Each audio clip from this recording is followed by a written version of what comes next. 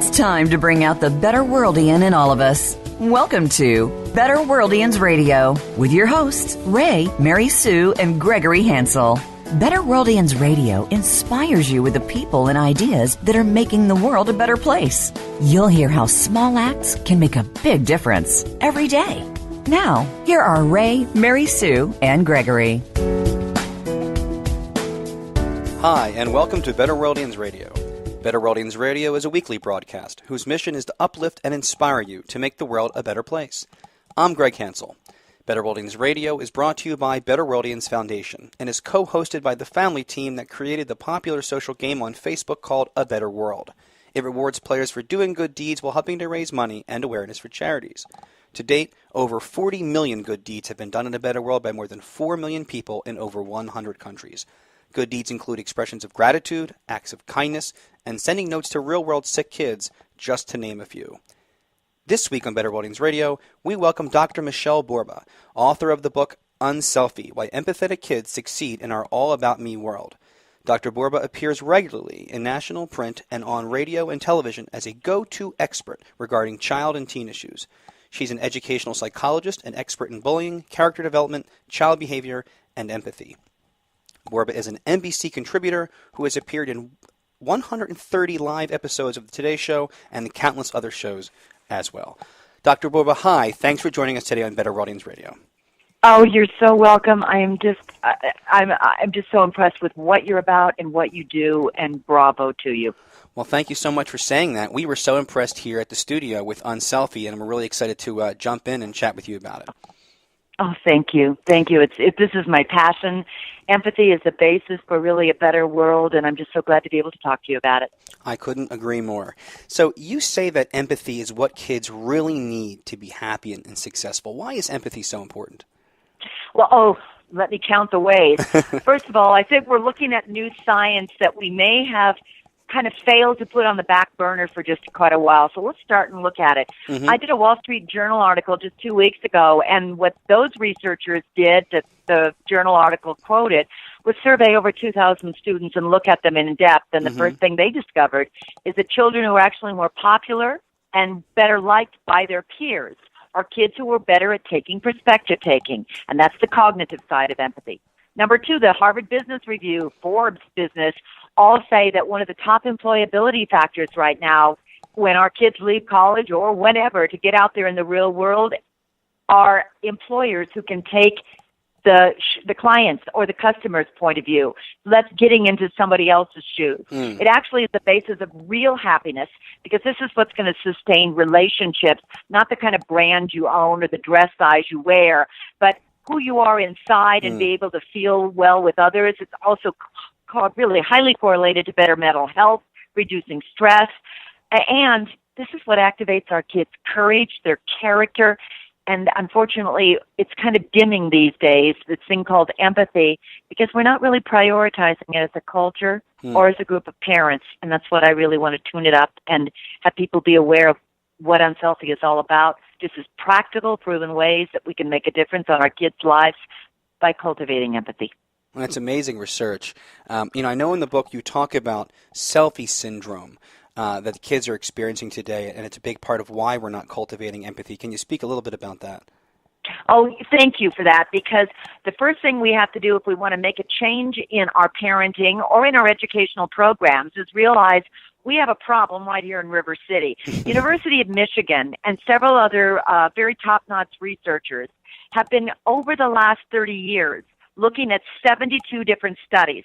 And what they've been actually doing is looking at incoming college freshmen for 30 years, regardless of boys or girls or West Coast or East Coast or Ivy League or community college. Kids are always given the same little simple test when they walk in, and that is to assess how well they care about others. And what we discovered is around the year 2000 was scathing, a noticeable dip, the most pronounced dip, 40% in empathy. And at the same time, a 58% rise in narcissism. Wow. Well, self-absorption, or thinking all about me, not we, kills empathy, because empathy is feeling with someone. It's all about we, and that's why we better really get a handle on this, because the benchmark of civilization, the benchmark of everything that you're about, of service, giving to others, charity, citizenship is all empathy, and that's why we are concerned about it. That's why I wrote UnSelfie. You know, that's amazing. I didn't realize that was the year 2000 because obviously that's years before the introduction, or at least the real prevalence of mobile devices, you know, cameras with phones. Phones with cameras. I'm wondering, have the numbers gotten worse? Has the situation improved, or has it gotten worse? What they are doing, I can't answer that because they are still continuing to track it. But other things have also gone along simultaneously that are really interesting. Social psychologists, for instance, have been looking at a Google search of books that have been published for over 1,500 years. And what they wanted to do is look and track the kind of words usage in books. For instance, how often do we talk about courage and compassion and we as opposed to me? And what they found around the year 2000, the same thing happened. Books became more and more about me, not we. Musical lyrics, another group tracked that. And what they found is around that time, two hearts beat as one, side of one out the window. And it was all about, let's all stand up and just do it because it's the right thing to do, and me, or just do it became the old mantra, or I'm worth it became the mantra, and even advertising. So it's really fascinating that it's not just one element like parenting that's switching, but the culture is switching. And even so, what we need to realize is the research is clearly on our side, that it says that our children are hardwired to care, but unless we cultivate it, it will lie dormant. And that's the whole thing that's happening. A lot of our kids are in heavy sleep mode, unfortunately, when it comes to compassion and concern about others, because they've been raised to think we, not me. The opposite. They've been raised to think we, not me, not we. Right. You know, I thought one of the most powerful illustrations of how empathy can really impact a life was the story of the child in Rwanda that had received the backpack. Oh. Would you share that story with us? If I can get through it without crying. Yes. I was working when I wrote UnSelfie, I actually flew all over the world to gather the best information. And at the time in Rwanda, I was working as a Goodwill ambassador to a program called One Laptop Per Child to try to get rid of the education divide in very third world countries or very impoverished countries. And so I was in an orphanage for deaf-mute children who had been abandoned by their parents. Their grandparents had been slaughtered by genocide. And I was delivering very, very simple, really low-cost backpacks to every child. And they'd been packed by kids by the United States. So we were bringing them in and giving them, the adults, to these children. And what was in those backpacks was so simplistic. A pencil, a stick of gum, a little stack of candy, a ruler, a little notebook, and a handwritten note by a child. So I was giving out these backpacks, and the kids were just enamored with them, couldn't wait to see what was inside, and flipped them upside down, and just were the joy. And I watched one little boy in the very back of the room. He pulled everything out of the backpack, and he kept pulling and pulling and pulling, and he was becoming so frantic. And I kept watching him going, what does he need, like another notebook or it's another pencil, more gum? No. I finally discovered what he was looking for when he pulled it out. It was a handwritten note from the child. He pulls this note, and he looks at it, and he starts to, I'm at this point behind him, and the note was so simple. He reads it, hello, my name is Eric. I live in Minnesota, and I hope you like what I put in this backpack. I was thinking about you when I packed it from your new friend, Eric, from Minnesota. Well, this child picked up the note, holds it to his chest, and starts to sob. And then he looks at me and signs the word for love and makes the sign of the heart. He looks at my tears because I'm a basket case, and looks at his, and I was clearly in sync with him. And it was my moment to go, human connection is all that child wanted. Nothing else but the human connection. But the other thing that I realized is, oh my gosh, I wish Eric had been there to see the power of his gesture on that child.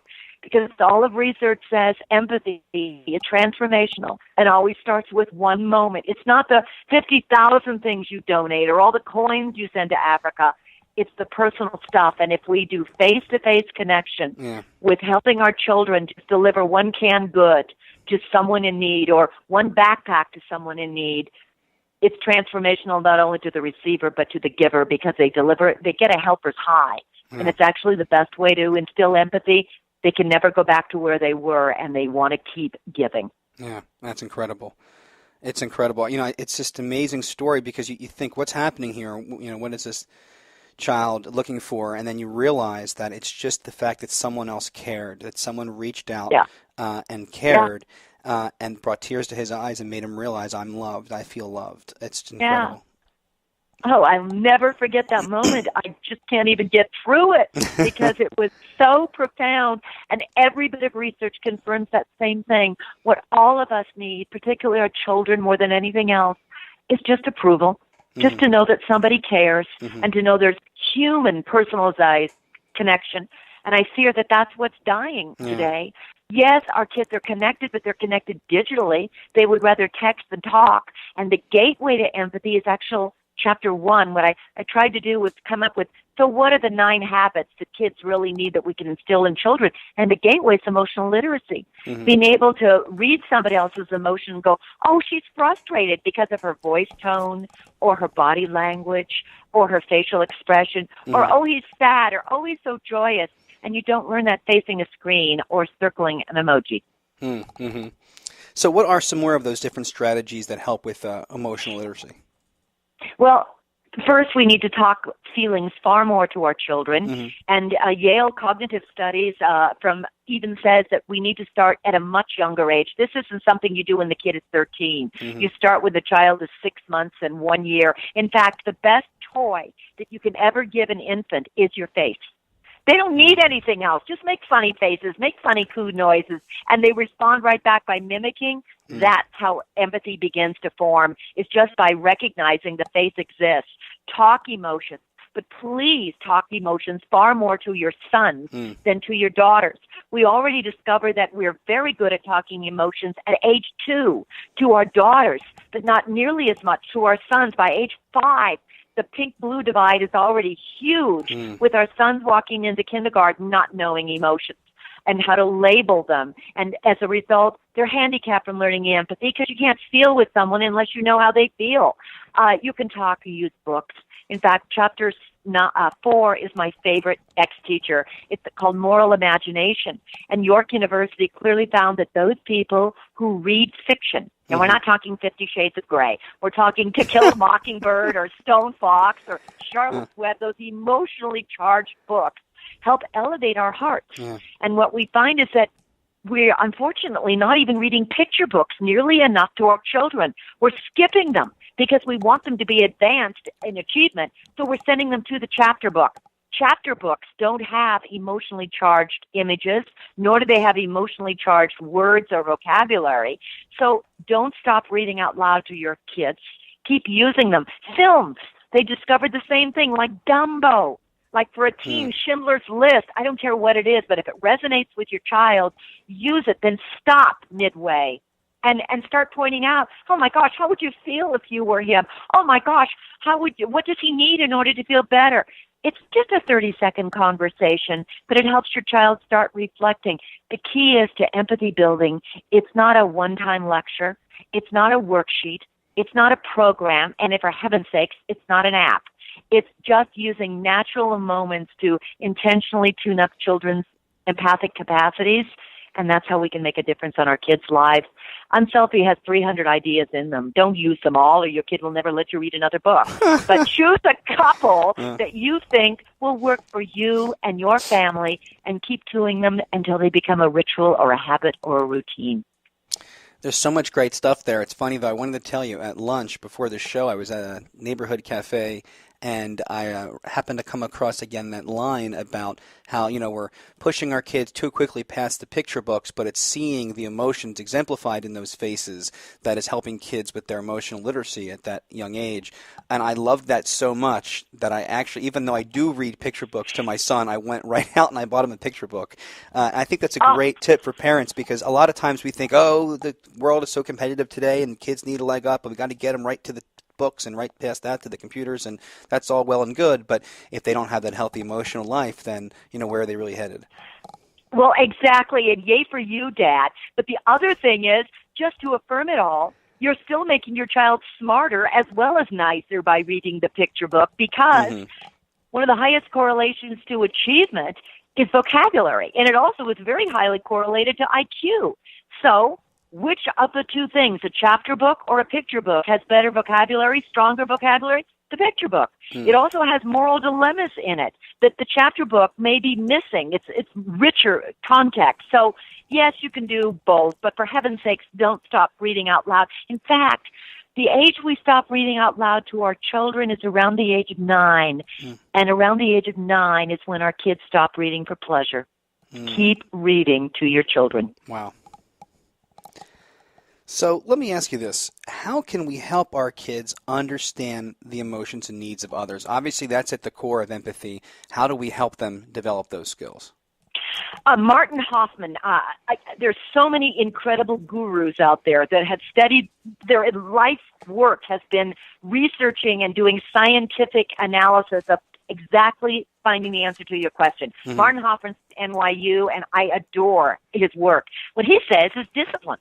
Discipline, the right discipline, that would be chapter 4, is mind-boggling, and we don't do it nearly enough. What we do right now, discipline, is about it's teaching. It's helping your child not only learn right from wrong, yes, be better behaved, but Martin Hoffman says it's also crucial because it'll help your child understand the perspective of others. We do a lot of time out, but okay, time out is good because it'll help your child stay calm and you. But the critical thing, Martin Hoffman says, is the 1 to 2 minutes after. Pull the child aside when you're both calm and now discuss what happened there. Oh my gosh, how would you feel if that happened to you? What does your friend need in order to feel better? And then Martin Hoffman says the greatest question is the disappointment question. You're not robbing your child's self-esteem. You're actually helping your child build empathy and be better behaved. A disappointment question is, I'm disappointed in that behavior because I know you're a caring person. And in this house, we're all about social responsibility. So let's figure out what you're going to do next time to turn that around. They found that that's a critical question also. I'm disappointed statement with a period for a teen as well, because our kids want to behave well. But a big thing we may not do is discussing how to flip it, how to do it the right way, and what you expect. See, the second habit of empathy is moral identity. The first one is knowing the emotions and reading them. That's emotional literacy. But the second one is empathy needs a moral rudder. Altruistic individuals, we find, are individuals raised in households that expect caring, expect social responsibility. And that discipline, I am disappointed because in this house we stand for being respectful or being kind or whatever. Tune it up in yourself. In fact, one of the things I did when I was writing UnSelfie was interview dozens of kids who teachers said were really altruistic, change-maker kind of kids. Well, how did they get that way? And as I asked them all, they all said it was how I was raised. I watched my dad, he was always kind, or I watched my mom, and she'd always bake an extra cookies, and we'd go deliver it to the neighbor next door if she was sick. But they also, says the kids, had a moral mantra, and they didn't call it a moral mantra. They said we call it a family motto in our house. And I'd say, well, what was your motto? Oh, in this family, we always are kind, not hurtful. Or in this family, we always do the right thing. Or in this family, we always stick up for others. And they began to describe that they sat down as a family and they brainstormed it. One little guy said, my dad, he printed it off on a computer and a piece of paper. It's faded into the sunset, but it's still on our refrigerator. One girl said that my grandma needle-pointed me a pillow with "We're the Caring Perlin Family." And when I went off to college, it was the one thing and the only thing I wanted to bring with me because it was who I was. Wow. So don't overlook the simple stuff. Just repeating that so your children know what you stand for. There's a whole section in UnSelfie on how to develop a family mantra or a motto and kinds of mantras that other families are using. But mantras are always simple, they're sticky, and they're memorable, and you can use them at age 3. In fact, a great question you can ask your child at age 3 is, what do we stand for in this house? Yeah. And if your child can't instantly say, you want me to be kind, Mom, then it just means you're not tuning it up nearly enough. Yeah, that's great. That's great. Well, Michele, I want to jump more into this in just a minute, but I'm going to take a brief break and tell our listeners a bit more about our game on Facebook called A Better World. A Better World encourages habits of goodness, positive mindsets, and giving to social causes to make a positive difference in the world. Players do things like express gratitude, share acts of kindness, send get-well notes to real-world sick children, and more. You can find out more at abetterworld.com. So now let's get back to our conversation with Dr. Michele Borba, author of UnSelfie, Why Empathetic Kids Succeed in Our All About Me World. So Michele, I know you also cite mindfulness as one way to help kids get control of their emotions. Mindfulness is a recurring theme here on BetterWorldians Radio. We've done a lot of shows about mindfulness. Can you tell us how mindfulness helps with empathy and emotions?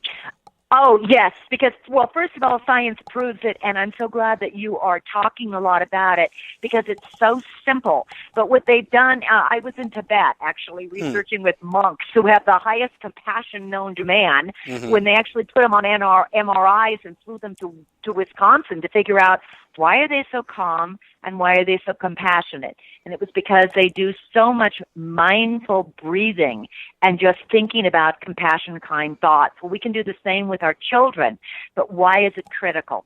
First, there's something that we got to keep in mind that's called the empathy gap. Though our kids may have empathy, and though they may care, and they're concerned about that little boy over there who's suffering, a lot of them don't step into care because of a couple of things. When stress builds, many of our kids and adults dial down their empathy to be in survival mode because they need to protect themselves.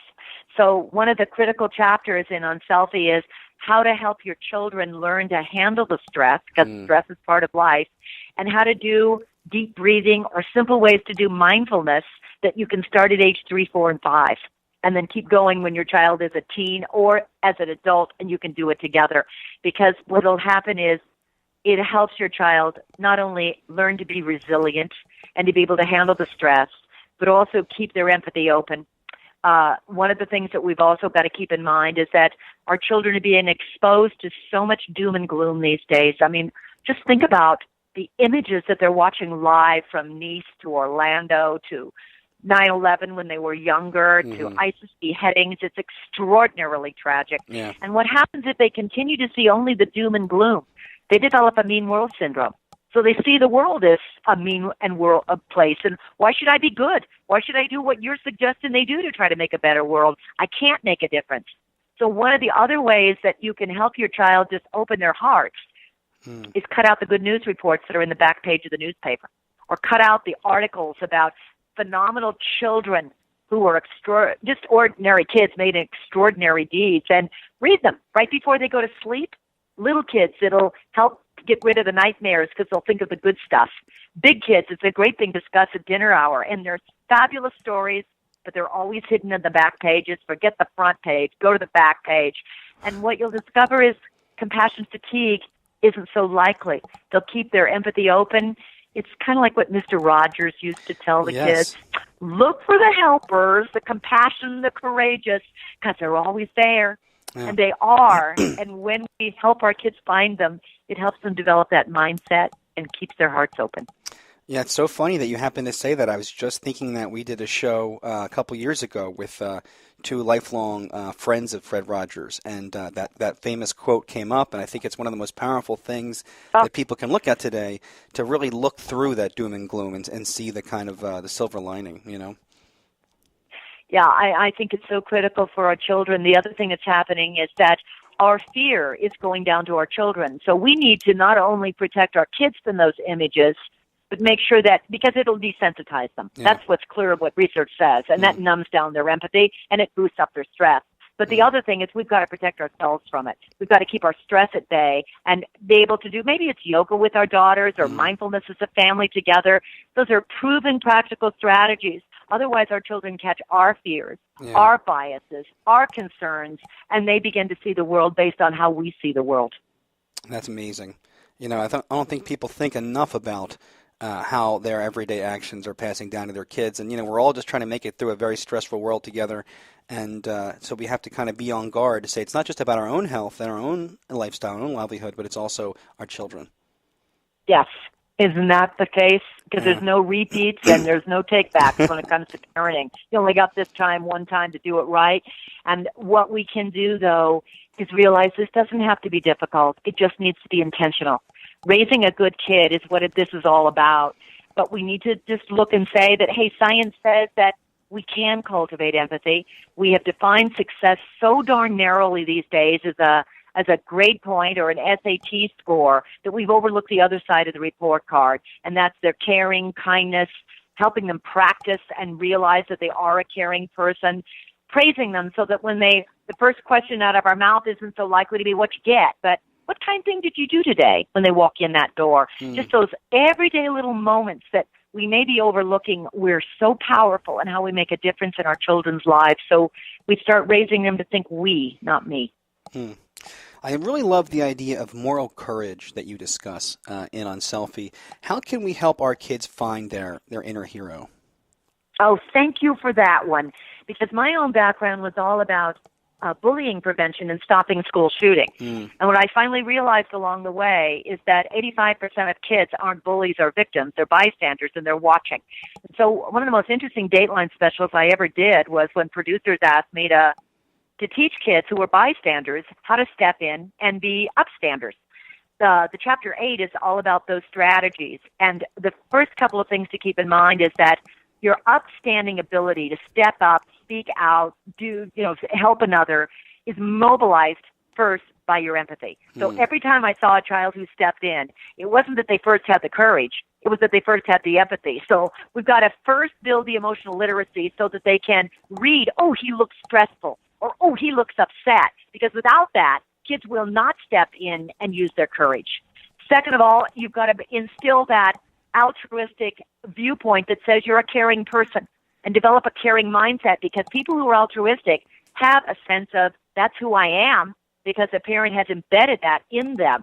And then what we need to do is teach them the actual skills. Don't assume that your child knows how to step in. For instance, I teach the skill BUSTER, B-U-S-T-E-R, because I discovered that kids remember this stuff more with acronyms as opposed to remember to this. No, you got to give them a repertoire. The first one is just befriend a child who looks like they're being picked on or bullied. And befriend, you don't have to speak up to the bully, because most kids say that's the hardest thing known to man. All you have to do is stand a little closer to the victim. Why? Wow. You'll actually draw the audience closer to that child as opposed to the bully, and that bully is the kid who wants an audience. So flip it. You can be quiet like Rosa Parks. You don't have to be an extrovert. She never said a thing and she changed the world. Gandhi was extremely shy. He changed the world. Schindler was somebody who we would have thought he wasn't the kind of empathetic, courageous person, but he was. Don't assume that a child's temperament is going to mean that they're courageous or not. Teach them. You can also use a distraction, which is enormously helpful. If you think something's going down, this is a great thing to teach a teen, and you've got a lot of peer pressure and it's tough to stand up to the other kid, I'd watch the most brilliant thing if a teen actually throw his backpack on the ground, and it looks like it was an accident. It was totally intentional. He spread everything out, and then he yelled, oh my gosh, the bell's going to ring. I need help. What did he do? He got all the kids away from a fight that was about to break out and helped him. So you can also go and tell. You can sneak out, go around the corner and find an adult or somebody else.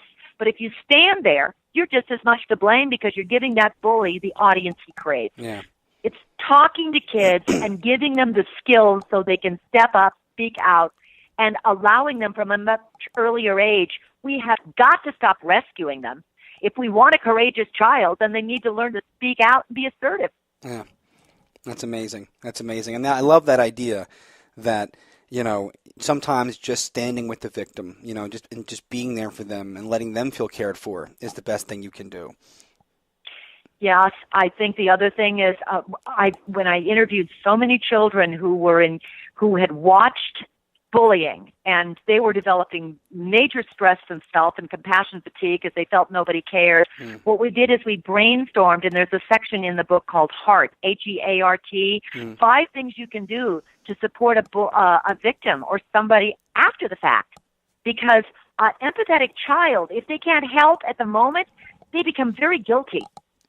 So you always tell them, hey, you know what? You may not have been able to help then, but you can always help afterwards. You can go up and say, you didn't deserve that. Would you like some help? I'll go and help walk you to the teacher.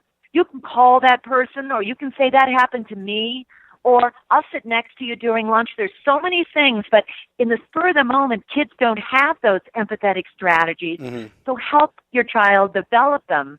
So in the heat of the moment, they'll know what to do, and they'll keep their empathy open and avoid that darn empathy gap where they don't step in and their guilt opens up, or they dim their empathy down.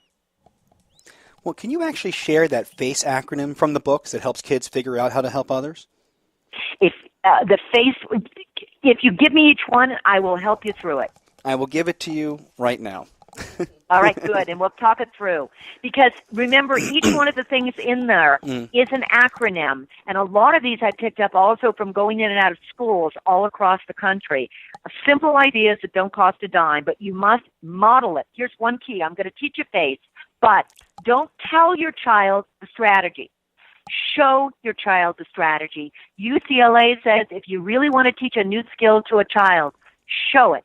Don't tell it. Modeling is far better. Yeah. Okay. Yeah. So you had FACE was feelings, analyze, care, and empathize.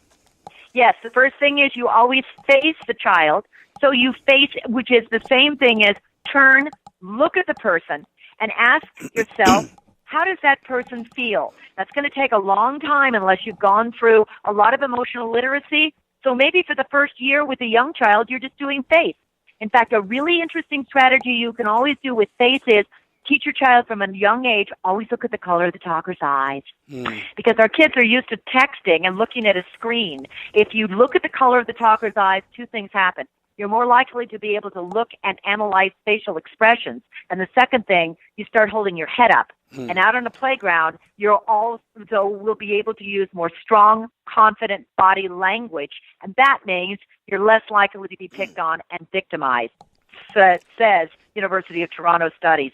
Simple, strong body language. A is analyze. Get behind it and say, where's the person coming from? What does he really mean to say? What are the feelings or thoughts behind his words? That's a great thing for a teen to be able to say and ask himself. Keep going. Go with C. C was care. And that's what you want to do. You want to be able to show some way. And that could be a smile. For some kids, that's all they can do. It could be, what else can you do? It could be, what can I do for you? It could be you putting your hand on the shoulder. Or you could be nothing more than, I'm so sorry that happened to you. But you somehow let the person know until finally what you do is you empathize with them. That happened to me. Or I'm so sorry. I get how you're feeling. Can I help you do something? Can we do it together? What you're doing is you're giving children the strategies. And if you do that over and over again, particularly as a parent, you do that in your encounters with your child who's maybe walked in the door and he's crying. Use the same thing there. What will happen is you'll be the model, so your child can now copy it and be able to do it with a peer. Well, this has been such an incredible show, and there's just so much to cover. But I have actually just one question left. We ask it almost every week to all of our guests. In this case, the question is, how do you hope that the lessons learned in UnSelfie can help make the world a better place? My heart is pittering and pattering. The lessons learned is we are a weak world. We are a we world. We are becoming smaller in a world, and our children need bridges so that they can expand their horizons. More than anything else, what I really hope that UnSelfie does is help parents raise good people. Because the best hope we have for a civilized society, a humane world that cares about one another, is to boost empathy. And we know we can cultivate it, but we just need to be a lot more deliberate and start a lot earlier. You can learn more about Dr. Borba's wonderful work by going to MicheleBorba.com. Dr. Borba, thank you so much for joining us today on BetterWorldians Radio. You are so welcome. Thank you. It's our pleasure. BetterWorldians Radio is brought to you by BetterWorldians Foundation, a 501c3 nonprofit whose mission is to make the world a better place by encouraging the very best in everyone. Our philosophy is that it is as important to plant flowers as it is to pull weeds. We focus on positive thinking, positive values, and positive actions. In short, our vision is to bring out the better world in everybody so that we can all make it a better world. But we can't do this without your help. Donations support our BetterWorldians Radio podcast, as well as going toward developing new features like articles, videos, blogs, and even more we have in store. We need the help of BetterWorldians like you to ensure our mission's success and future.